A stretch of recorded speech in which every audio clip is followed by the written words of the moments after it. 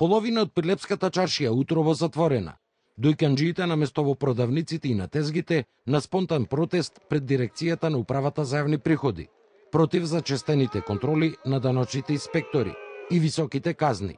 Им порачаа вакви чести, а понекогаш и според нив насилнички контроли да прават и во западниот дел на Македонија.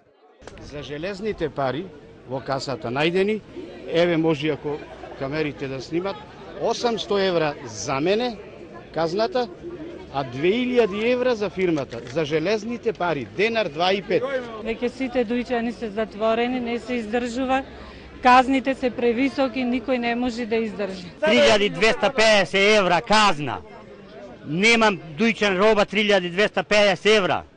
Нека дојде, ќе му ја дам робата, казна не можам да платам јас. За 84 денари виша каса имам.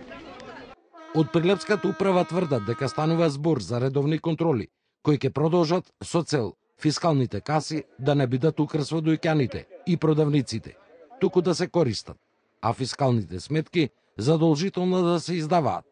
Подсетуваат дека во сите такси возила фискални има, ама ретко или воопшто не им се издават на граѓаните кои ги користат овие услуги. Тврдат дека во обични берберници има истакнато ценовници на услугите, а се издаваат и фискални сметки, додека пак во автосервиси и механичарски работилници ниту има ценовници за услугите, ниту се издаваат фискални сметки за извршената работа.